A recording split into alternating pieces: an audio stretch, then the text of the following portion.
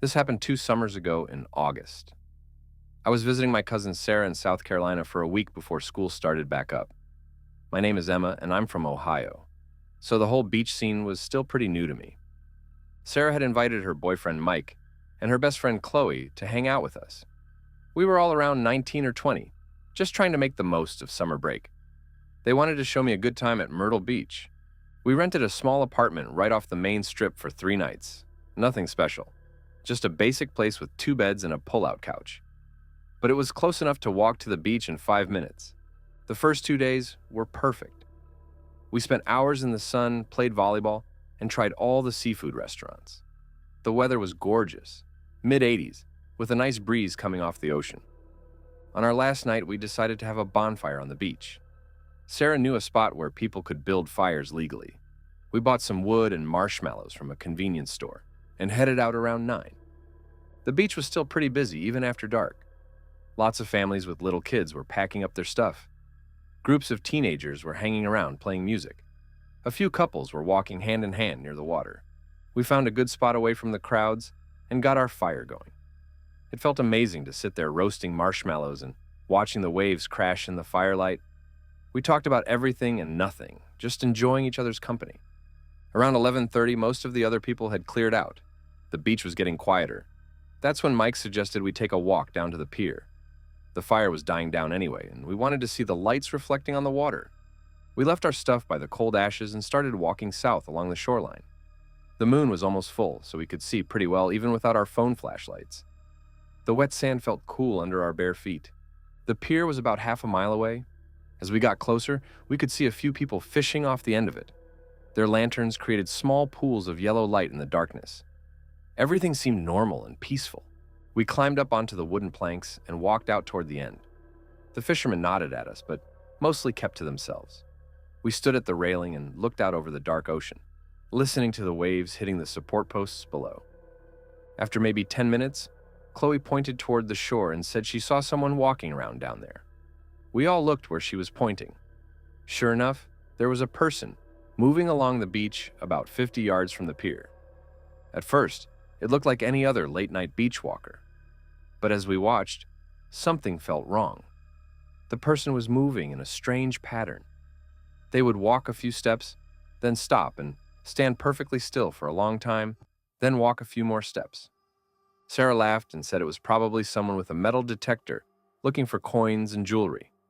That made sense, so we went back to talking and enjoying the view. But I kept glancing down at the beach. The person was definitely getting closer to the pier, and their movement was becoming more obvious. They weren't sweeping a metal detector back and forth. They were just walking and stopping in a perfectly straight line toward us. Mike noticed it too. He said the person had been walking for like 15 minutes but was barely making any progress. It was like they were moving in slow motion on purpose. That's when I started feeling uneasy. The fishermen at the end of the pier started packing up their gear. One of them walked past us and muttered something about the water getting weird tonight. When I asked what he meant, he just shook his head and kept walking. Within a few minutes, all the fishermen had left. We were alone on the pier. The person on the beach was maybe 30 yards away now, still doing that same strange stop-and-go walk. In the moonlight, I could see they were wearing all white clothes. Chloe suggested we head back to our apartment.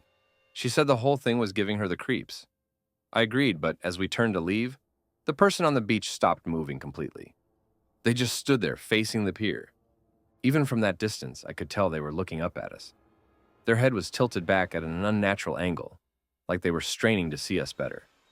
The white clothes looked almost gray in the moonlight, and something about their posture made my skin crawl. Sarah tried to lighten the mood by waving at the person. She called out a friendly hello, but there was no response. No wave back, no acknowledgement. The figure just kept standing there with that weird tilted head staring up at us. Mike pulled out his phone and turned on the flashlight. He aimed it down at the beach to get a better look. The beam lit up the person for just a few seconds before Mike quickly turned it off, but those few seconds were enough. The person was a woman with long black hair that looked wet and stringy. Her white dress was soaked through and clinging to her body. Her arms hung straight down at her sides like she was a mannequin. But the worst part was her face. Her mouth was hanging open and her eyes were rolled back so far that we could barely see the pupils. She looked like she was drowning while standing up. The moment Mike's light hit her, she started moving toward the pier, but she wasn't walking anymore. She was gliding across the sand without lifting her feet. Her dress dragged behind her, leaving a dark, wet trail. She moved faster than any person should be able to move, closing the distance between the beach and the pier in seconds. All four of us screamed and ran. We didn't stop to think or look back. We just sprinted down the wooden planks toward the shore. I could hear our footsteps pounding on the boards and our heavy breathing as we ran. When we reached the beach, we kept running. We ran all the way back to where our bonfire had been, grabbed our stuff, and ran to the apartment. We locked the door and closed all the curtains. None of us wanted to talk about what we had seen, but we couldn't sleep either. Every time I closed my eyes, I saw that woman with her rolled back eyes and her wet dress dragging in the sand. I kept imagining her gliding up the stairs to our apartment door. The next morning, we tried to convince ourselves it had been some kind of prank or maybe a person on drugs. But deep down, we all knew what we had seen wasn't normal. We packed up and left town earlier than planned. For weeks afterward, I had the same nightmare over and over. I would be back on that pier, and the woman in white would be standing on the beach looking up at me. But in the dream, I couldn't run. I was frozen in place while she glided closer and closer. Sometimes I would wake up thinking I heard wet footsteps in my dorm room hallway. I started sleeping with the lights on and my door locked. Sarah told me she was having similar dreams, and so were Mike and Chloe. Then, about 6 months later, I was scrolling through social media when I saw a post that made my blood run cold. Someone had shared a news article about Myrtle Beach. The headline read, "Local woman missing after midnight beach walk." The article said a 25-year-old woman named Jennifer had gone for a walk on the beach around 11 p.m. and never returned home. Her family found her shoes and phone near the pier, but there were no other traces of her. The search had been called off after 2 weeks. But it was the comments on the article that really scared me. Person after person was writing about seeing a woman in white on that same stretch of beach. Some said she stood in the water for hours without moving.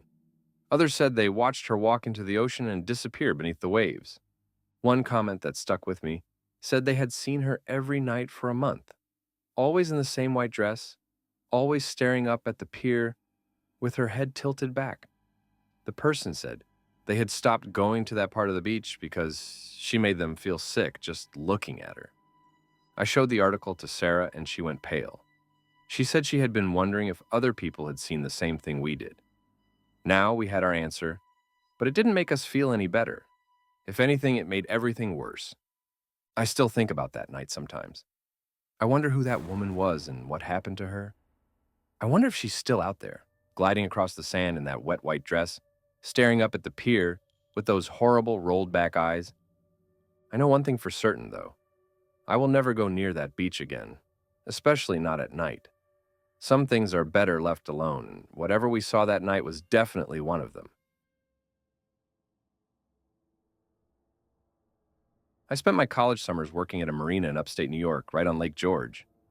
The pay was decent, and I got to take out one of the rental boats whenever I wanted, as long as I brought it back with a full tank. My roommate Jake and I had made it a tradition to take the boat out every Friday night after work. We would grab some food, maybe a few drinks, and just cruise around the lake until sunset. Jake was always the cautious one between us, double-checking everything from the life jackets to the weather forecast. I was more of a go-with-the-flow type. This particular Friday in late July, we decided to head to the north end of the lake, where it gets quiet and narrow. The tourist boats rarely went that far, so it was usually just us, and maybe one or two other boats anchored for the evening. We found our usual spot near a small cove and dropped anchor around 8 o'clock. The sun was just starting to set behind the mountains, painting everything in orange and pink. Jake pulled out his phone to take some pictures while I set up our portable speaker and cracked open a soda. That's when we noticed the other boat. It was anchored maybe 100 yards away, closer to the shoreline. Nothing unusual about that, except it was completely dark. No running lights, no cabin lights, nothing. Most people at least kept their anchor light on once the sun went down. "Weird," Jake said, lowering his phone. "Think they're having electrical problems?" I shrugged. "Maybe they're trying to see the stars better. Some people are into that." We went back to our evening routine. Jake organized our snacks while I adjusted the music volume. The lake was perfectly calm, almost like glass. Every sound carried across the water clearly. About 30 minutes later, Jake tapped my shoulder. "Look at that boat again." I turned to look. There were now several small lights moving around on the deck, but they weren't normal boat lights. They looked like flashlights or phone lights, moving in slow, deliberate patterns. "Maybe they're looking for something they dropped," I suggested. Jake frowned. "For 30 minutes?" The lights kept moving in those same slow patterns. Back and forth, like they were searching the water around their boat. But searching for what? Then the lights stopped moving. All of them pointed directly at us. "Okay, that's definitely weird," I admitted. Jake was already reaching for the anchor rope. "I think we should head back." "Come on, they're probably just curious about us too. People do that." But as I said it, I realized how isolated we were. The nearest house was at least a mile away, and we hadn't seen another boat in over an hour. The sun had completely disappeared now, leaving only a thin line of purple light on the horizon. One of the lights from the other boat started flashing. On and off, in a slow rhythm. "That's not friendly curiosity," Jake said, pulling harder on the anchor rope. "That's signaling." "Signaling what?"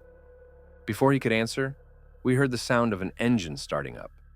The other boat's lights went out completely, but we could hear it moving.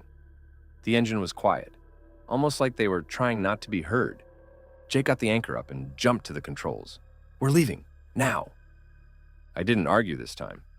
Something about the way that boat had gone completely dark while still moving toward us made my stomach twist. Our engine turned over on the first try, and Jake immediately started heading back toward the main part of the lake. I looked over my shoulder and saw a dark shape moving behind us, barely visible against the black water. "They're following us," I said. Jake pressed the throttle forward. Our little rental boat wasn't built for speed, but it was better than nothing. The engine whined as we picked up pace. The dark shape behind us was definitely getting closer. I could make out the white foam at its bow as it cut through the water. Whoever was driving knew what they were doing. "Why would they follow us?" I asked, gripping the side rail as we bounced over some waves. "I don't know, and I don't want to find out." Jake was heading for the marina, but it was still at least 10 minutes away at full speed. The boat behind us was maybe 50 yards back now, close enough that I could hear their engine over ours. That's when they turned on a spotlight. The beam hit us like daylight, making everything around us disappear into darkness. I couldn't see anything beyond that circle of harsh white light. Jake squinted and tried to shield his eyes while still steering. "What do they want?" I shouted over the noise of both engines. The spotlight stayed on us for about 30 seconds, then clicked off. But instead of falling back, the other boat moved up alongside us, matching our speed perfectly. I could see two figures standing on their deck now. They weren't doing anything threatening, just standing there, watching us race across the lake.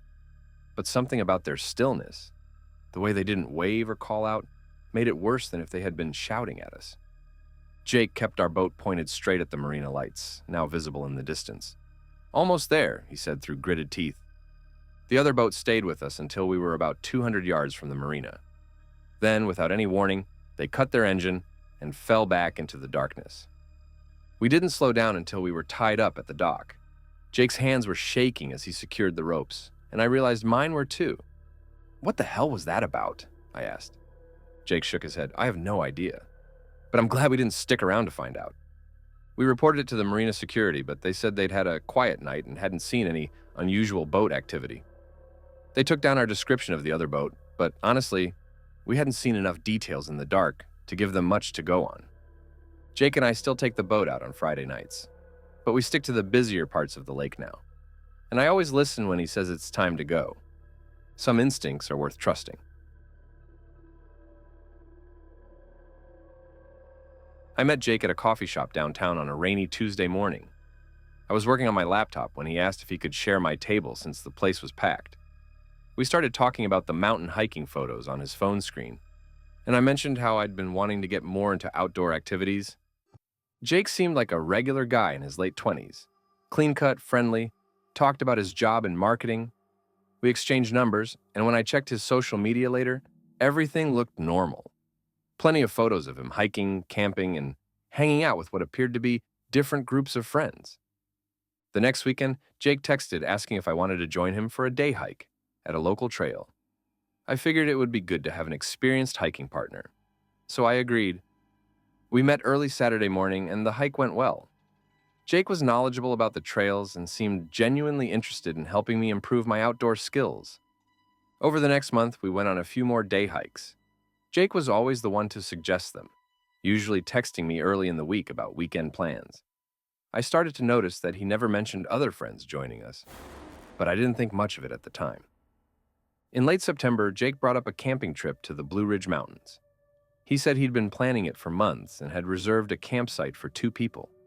When I asked if anyone else was coming, he said his other hiking buddies had backed out at the last minute.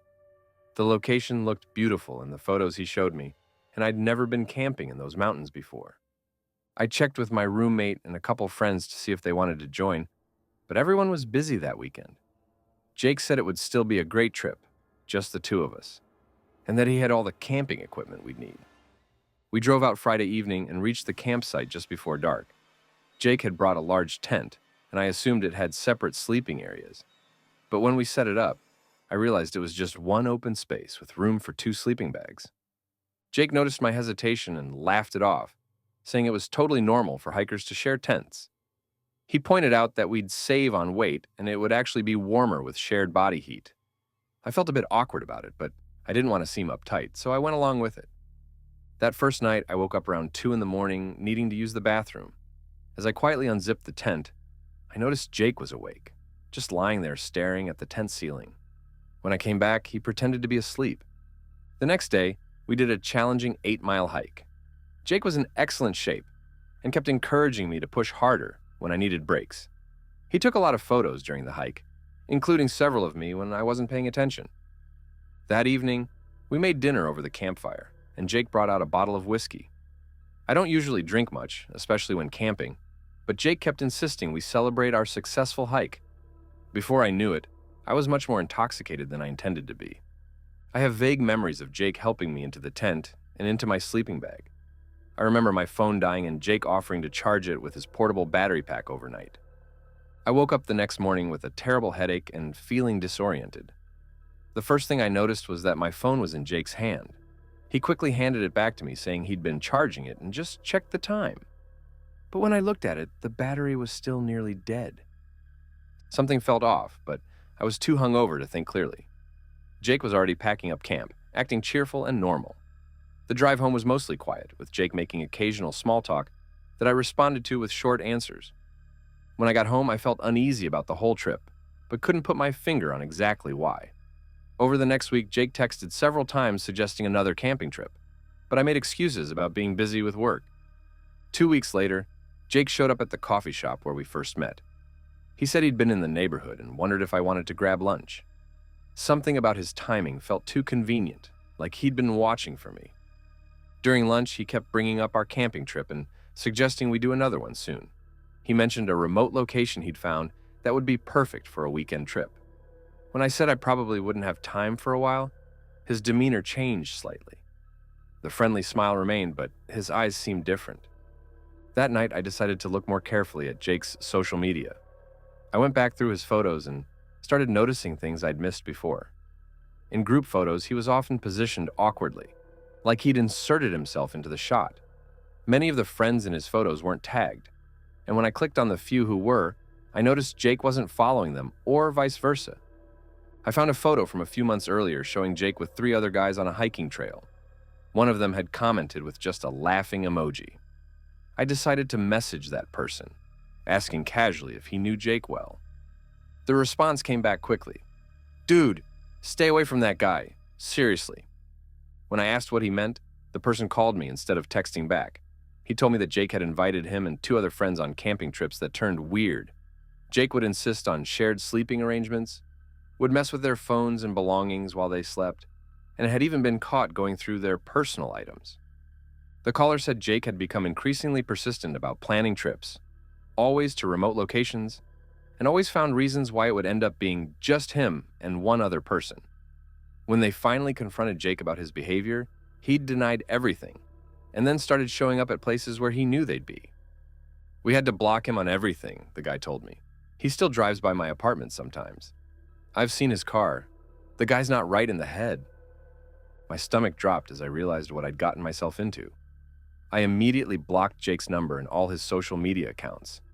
I also made sure to vary my routine and avoid the coffee shop where we'd met. For the next 2 weeks, I thought I was in the clear. Then I noticed Jake's car parked across from my apartment building one evening. The next morning, it was gone, but I started paying more attention to my surroundings. 3 days later, I saw him again, this time at the grocery store I usually went to on weekends. When our eyes met across the produce section, he smiled and waved like nothing had happened. I left my cart and walked straight out of the store. That's when I knew I needed to take this more seriously. I filed a report with the police about the stalking behavior, though they said there wasn't much they could do unless he directly threatened me or violated a restraining order. I ended up changing my phone number and finding a new coffee shop to work from. I also warned a few friends who were into hiking about Jake, describing his appearance and showing them his photo. 6 months later, one of those friends contacted me.